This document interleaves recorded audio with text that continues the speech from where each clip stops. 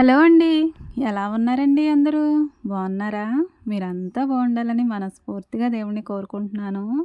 బయటేమో చాలా చీకటిగా ఉందండి. 6 గంటలు దాటినా గానీ బయట చీకటైతే పోవట్లేదు. మరి టైమొచ్చేసి 5:30 అవుతుంది కాబట్టి నేనిక లోపల పనైతే చేసుకుంటూ మరి వెలుతురొచ్చాక బయటికెళ్ళొచ్చానైతే. ఇక్కడ స్టవ్ దగ్గరైతే స్టవ్ క్లీన్ చేసుకుంటున్నాను. అలాగే ఈ వసారంతా ఊడ్చేసుకొని ఇంకా టిఫిన్ పని కూడా చూసుకునేసరికి వెలుతురొస్తుందేమో అప్పుడు బయటకెళ్ళి గొర్రెపిల్ల పని, ఇంకా తుడుచుకోవడం ఇవన్నీ చేస్తాను.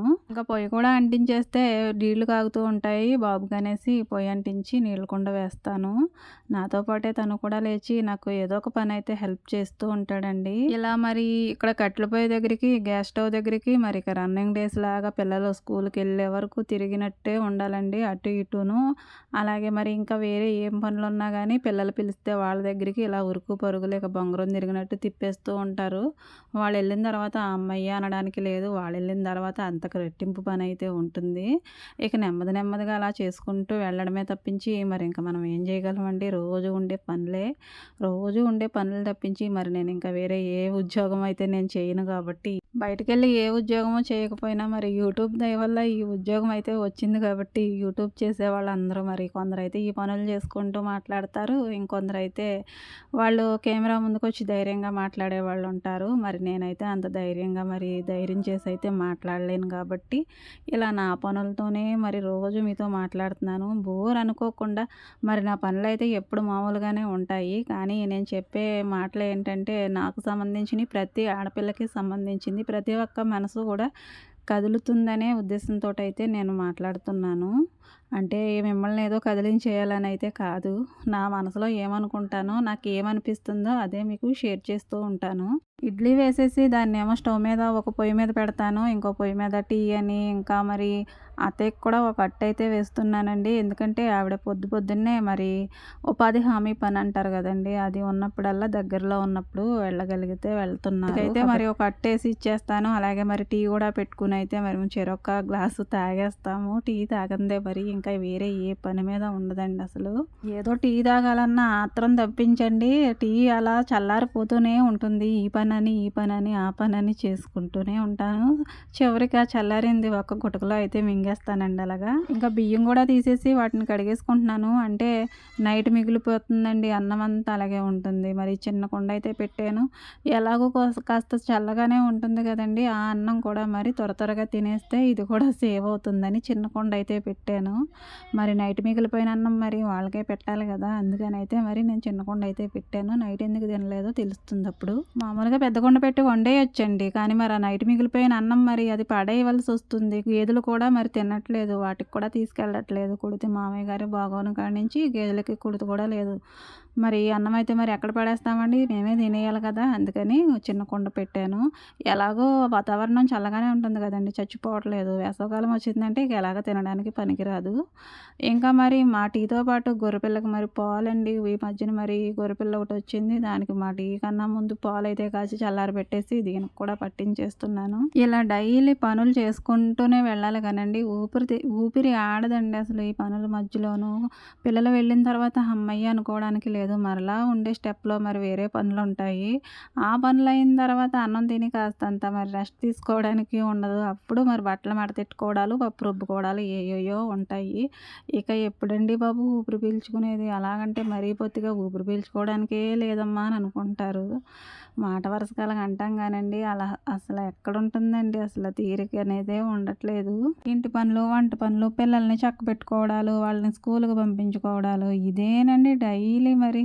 అలా చీకటి పడుతుంది, మళ్ళీ అలా పొద్దు పొడిచేస్తుంది, మళ్ళీ అలా పిల్లలొచ్చేస్తారు. ఇక ఇదేనండి ఇక రొటీన్ అయిపోయింది. ఇక జీవితంలో ఇక ఇదేనంటారా?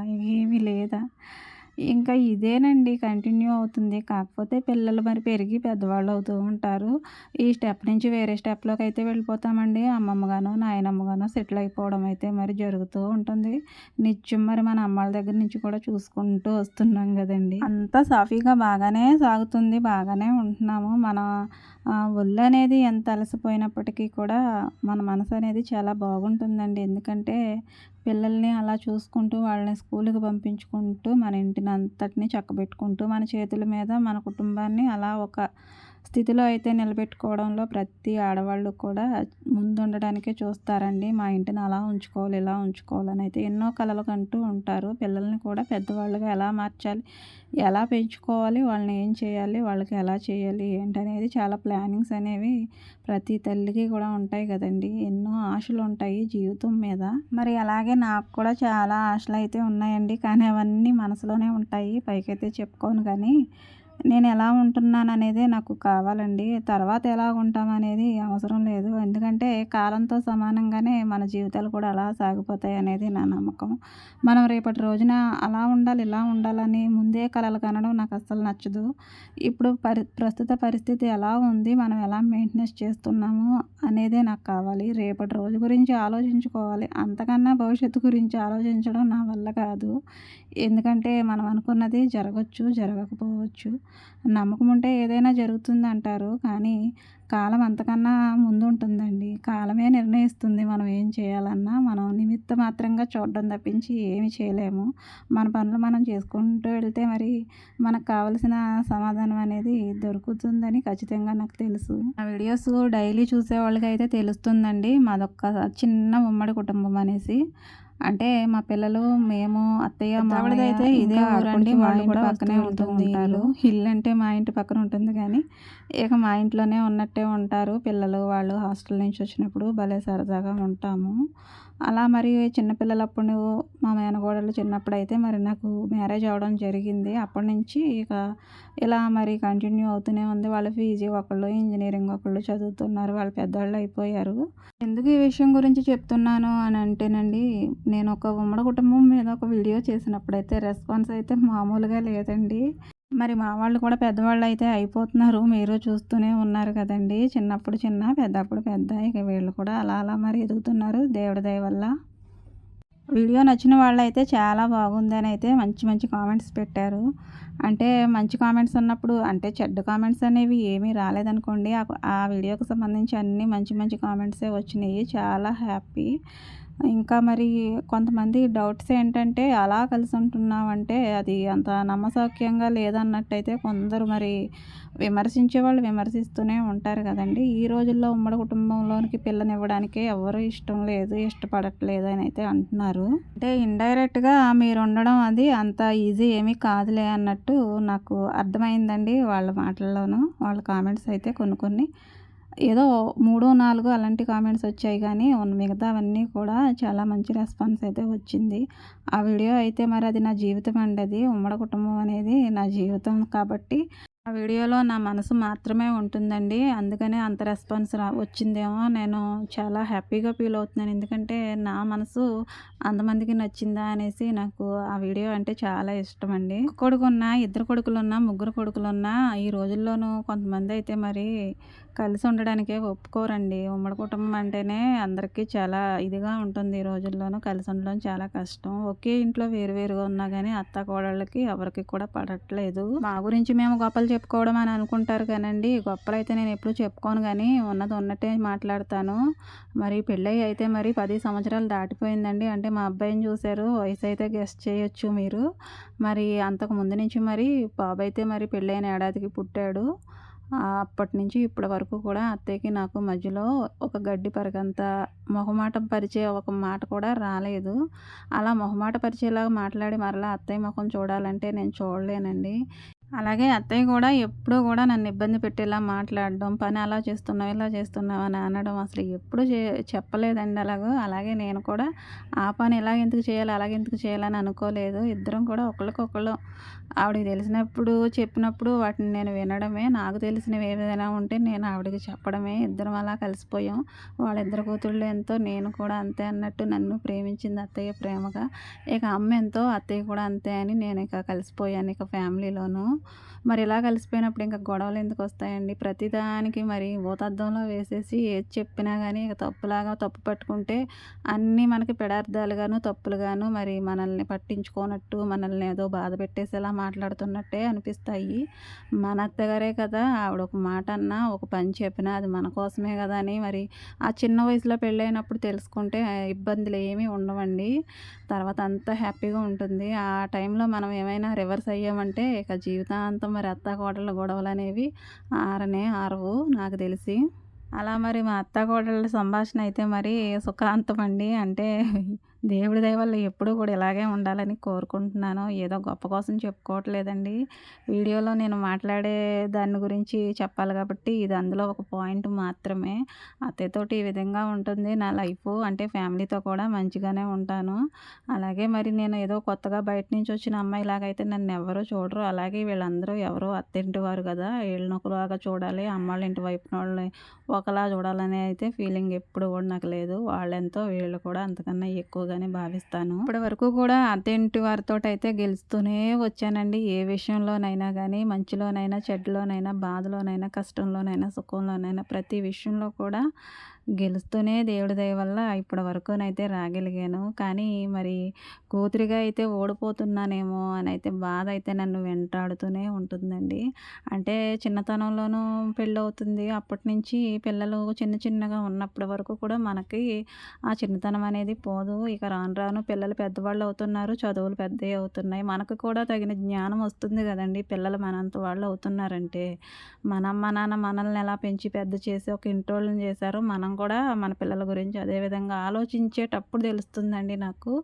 అమ్మ, నాన్న పడిన బాధ. అసలు ఆడపిల్లలు ఏం పాపం చేసుకున్నారోనండి. నాకైతే చాలా బాధ అనిపిచ్చేస్తుంది ఒక్కొక్కసారి. ఇలా మరి ఎక్కడో పుట్టి పెరిగి అసలు ఎక్కడికెళ్తున్నామో ఏంటో ప్రపంచం అక్కడ ఎలా ఉంటుందో తెలియని చోటకొచ్చి మరి ఇంతలా మరి మారిపోతాం అసల. ఇక్కడే మన జీవితం అసల సెట్ అయిపోద్ది అలాగా. కాంక్రీట్ కన్నా ఇదిగా మరి అతుక్కుపోతాము. ఏంటోనండి ఈ మాయ అసల నాకు ఏం అర్థం కావట్లేదు. అత్తింటి వాళ్ళతో మంచిగా ఉంటున్నాము. బాగుంది జీవితం. కానీ మరి అమ్మా, నాన్న సంగతేంటి?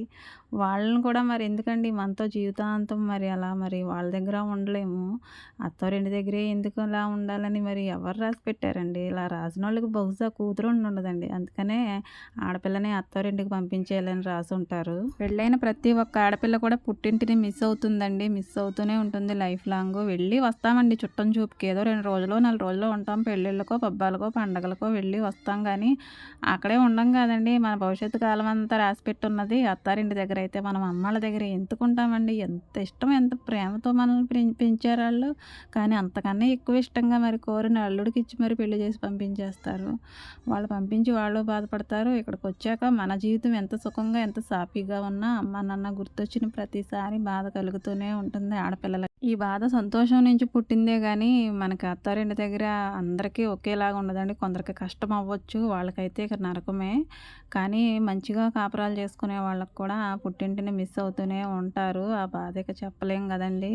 కానీ మరి నేనైతే అమ్మని ఎప్పుడు గూడా మిస్ అవుతున్నాననే బాధ నన్ను వెంటాడుతూనే ఉంటుందండి. ఎందుకంటే అమ్మ అసలు మేము రైతువారీ కూలీలము. అంటే అమ్మ, నాన్న పనులకి వెళ్తారు. పొద్దున్న ఎప్పుడో వెళ్తారు. సాయంత్రం వస్తారు. అంటే మమ్మల్ని మా నాయనమ్మ చూసుకునేది. అమ్మని మరి అప్పుడు నేను ఎంతో మిస్ అయ్యేదాన్నండి. చీకటి పడేటప్పుడు వచ్చేవారు. ఇప్పటికీ ఆ రోజులు నాకు గుర్తే. మరి అప్పుడు ఎంత మిస్ అయ్యానో. తర్వాత చదువు నిమిత్తం అలా కాలేజీకి వెళ్ళడం, అలా వచ్చి రావడం. అలా మరి రోజులు గడిచిపోయాయి. వెంటనే పెళ్ళయిపోయింది. ఇంకెప్పుడండి అమ్మ దగ్గర ఉన్నది? అలా పట్టుమని మరి ఇంటి దగ్గర అలా ఉండేది కాదు అసలు అమ్మ. ఇప్పుడైతే రోజు ఇంటి దగ్గరే ఉంటుంది. రమ్మంటుంది. ఇప్పుడు వెళ్ళడానికి ఎక్కడండి అసలు? పిల్లలేం పెద్దోళ్ళు. వాళ్ళకి సెలవులు వస్తేనే గానీ వెళ్ళడానికి ఉండదు. అమ్మ అక్కడ బాధపడద్ది. నేను ఇక్కడ బాధపడతాను. ఇక ప్రతి ఆడపిల్లని కన్నా తల్లిదండ్రులకి ఇలాగే బాధపడతారనుకుంటండి. నేను ఎంతో ఇష్టంగా చేసుకునే క్రిస్మస్ రోజున కూడా అమ్మ పొలం పనికి వెళ్ళిపోయేదండి. అసలు అమ్మ ఇంటి దగ్గర ఉండమ్మా అని ఎంత బతిమాలినా సరే అస్సలు ఉండేది కదా! సాయంత్రానికి వచ్చేస్తాం కదమ్మా అనేసి అంతకుముందే పనులన్నీ చక్కబెట్టేసుకునేది. ఇక పండగ రోజున కూడా వెళ్ళి వచ్చేది. ఇక పనికెళ్ళేది. ఇప్పుడైతే అమ్మ ఎంత తలుచుకుని బాధపడుద్దోనండి. అమ్మ అలా బాధపడుతుంటే నాకు ఇంకా బాధొచ్చేస్తది.